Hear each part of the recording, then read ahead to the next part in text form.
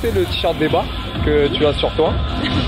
Alors donc c'est un outil de communication en fait qui nous a été apporté par Brice pour permettre une communication un peu plus élaborée avec les jeunes, un peu plus originale que les questionnaires qu'on peut mettre en place d'habitude. Tout ça dans le cadre d'une action qui s'appelle les rencontres de la jeunesse. D'accord. Voilà, donc on a fait un séminaire où on a dû tous choisir des questions qui nous étaient personnelles mais en même temps professionnelles, quelque chose qui nous touchait, qui nous posait aussi question à nous-mêmes. Donc voilà, moi la question que j'ai choisie c'est celle-là. Que veut dire pour toi réussir sa vie? Voilà, que veut dire pour toi réussir sa vie, parce que c'est une question que je me pose déjà à moi en tant que personne. Et ça m'intéresse aussi d'avoir l'opinion des jeunes et des gens en général par rapport à ça. Donc après on a fait des interventions dans les établissements scolaires, dans la rue, pour aller à la rencontre des jeunes, voir un peu ce qu'ils pensaient de tout ça. Et donc moi par rapport à ma question, les réponses que j'ai eues m'ont assez surprise en fait. Moi je m'attendais à des réponses un peu farfelues. Réussir sa vie, c'est, je sais pas, devenir comédien ou joueur de foot professionnel ou ce genre de choses, mais en fait les réponses étaient hyper, je sais pas comment dire, stigmatisées quoi. C'est réussir sa vie, c'est avoir une famille, avoir un travail, avoir une maison. Moi je m'attendais à plus de diversité, à plus de rêves, à plus de fantaisie, ce genre de choses, et en fait c'est hyper terre à terre quoi. Les jeunes moi j'ai posé la question à des jeunes qui ont entre 13 et 15 ans et aussi à des plus grands, mais déjà les plus petits sont hyper responsables sur le sérieux de la vie, avoir un travail, avoir une maison, avoir une famille, faire des enfants. Donc c'est bien dans un sens, mais il n'y a plus cette part de rêve quoi. Et moi c'est ça que j'ai trouvé un peu dommage, et je pense que c'est à nous aussi de leur montrer qu'il y a d'autres choses qui sont possibles et qu'on n'est pas obligé de réussir sa vie forcément que comme ça. Et que certes dans le monde d'aujourd'hui il faut se battre pour avoir un travail, il faut gagner un minimum d'argent parce que sinon on ne s'en sort pas, etc. Mais que la réussite c'est pas forcément que ça quoi. Et nous en tant qu'animateurs et même adultes quoi, on est là pour leur montrer qu'il y a d'autres choses qui sont possibles. D'accord. Et qu'est-ce que t'en as pensé de l'outil t-shirt débat, toi, en tant que professionnel, du coup? Bah, moi, je pense que c'est une bonne chose parce que ça attire l'œil, parce que c'est quelque chose d'original. Les gens n'ont pas l'habitude de nous voir déambuler, surtout quand on le fait en fait en groupe, où on est tous avec le t-shirt. Du coup, ça attire vachement l'œil et les gens, ils se regardent, ils regardent notre dos et du coup, ça crée le dialogue, ça crée le contact. C'est intéressant comme outil. Moi j'ai beaucoup aimé le t-shirt débat parce que j'ai une question qui portait sur ma profession. C'était comment réunir ces garçons autour d'une même activité, ça portait sur la mixité, et les réponses que les jeunes m'ont données m'ont surprise mais agréablement. Parce qu'il y a eu de très bonnes idées, j'ai senti investi dans la question et on a pu avoir un vrai dialogue autour de cette question. Et ça m'a porté des idées et je pense qu'il y a beaucoup de choses que je mettrai en pratique par la suite par rapport à toutes les réponses que j'ai pu avoir sur cette question.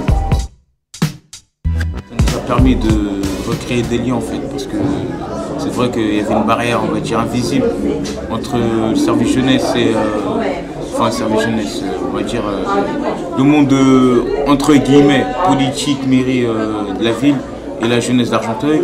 Voilà, il y avait ça manquait de communication, d'information, donc ces t-shirts il a servi à renouer le dialogue et c'est un très bon outil qui nous a beaucoup servi.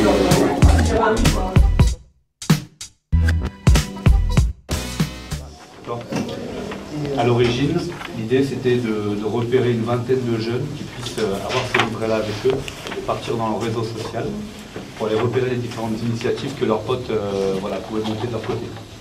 Ensuite de faire remonter ces différents projets-là et de créer après des cafés-projets, c'est-à-dire sur les différents quartiers de la ville, de pouvoir avoir un temps où il y a les élus, les professionnels, les jeunes qui se rencontrent les uns et les autres sur un peu le mode café-projet. Après, il y a différentes questions. Comment t'es venue l'idée de mener ce projet-là? Où est-ce que tu en es aujourd'hui? Dans combien de temps est-ce que tu souhaites le voir se réaliser? Est-ce que c'est 6 mois ou est-ce que c'est 6 ans? Si dit 2 semaines. Si dit 2 semaines, bah, tu mets 2 semaines pour lui. Ça veut dire qu'il va falloir le recontacter très vite après. Rencontres-tu des difficultés? As-tu déjà reçu un accompagnement? Donc si oui, avec qui?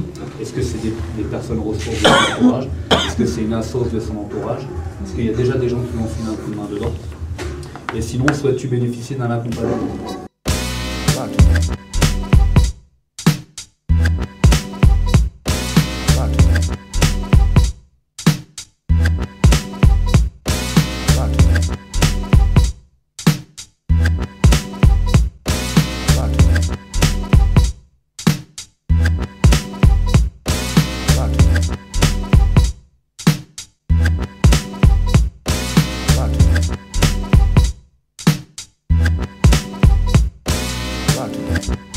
Présenter l'outil que tu as là, à côté de toi, Avatar Story. L'outil que j'ai s'appelle Avatar Story.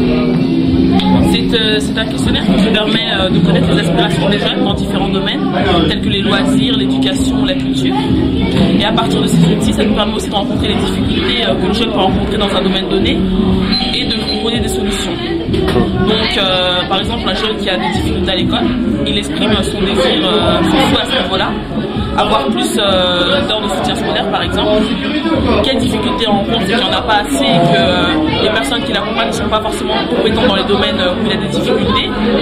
Et la solution proposée, c'est-à-dire ce jeune-là peut nous faire part d'une idée qu'il aurait pour améliorer sa condition, la difficulté qu'il rencontre. Donc à partir de là, on récolte toutes ces informations qui sont ensuite étudiées par un sociologue et selon les tranches d'âge du public qui a rempli le questionnaire, on identifie les besoins et les difficultés d'une tranche d'âge donnée, c'est-à-dire par exemple les 12-14 ans, ils peuvent plus avoir des souhaits dans le domaine de la culture et des loisirs, tandis que les 18-25 ans, ça se réfère plus à la formation, tout ce qui est formation et emploi. Moi j'ai trouvé que c'était un outil très intéressant parce qu'avec les jeunes avec les jeunes avec qui j'ai fait l'Avatar Story, il y a eu des réponses qui sont sorties. On a donné la parole aux jeunes, c'est ce qui est intéressant. Et on a pu cibler vraiment par tranche d'âge quels sont leurs souhaits, quelles sont leurs difficultés et comment on pouvait les accompagner. C'est intéressant, mais le but c'est de mettre en place par la suite des choses concrètes pour vraiment les aider au quotidien. Et c'est ça qui est intéressant. La rencontre qu'il y a avec le jeune et le dialogue qu'on peut avoir autour des difficultés, des contraintes, des aspirations qu'il peut avoir. Et je pense que pour le jeune aussi, ce qui est bien à ses yeux, c'est que par la suite, on va se démener pour essayer de l'aider au mieux et de répondre vraiment à ses attentes et ses aspirations.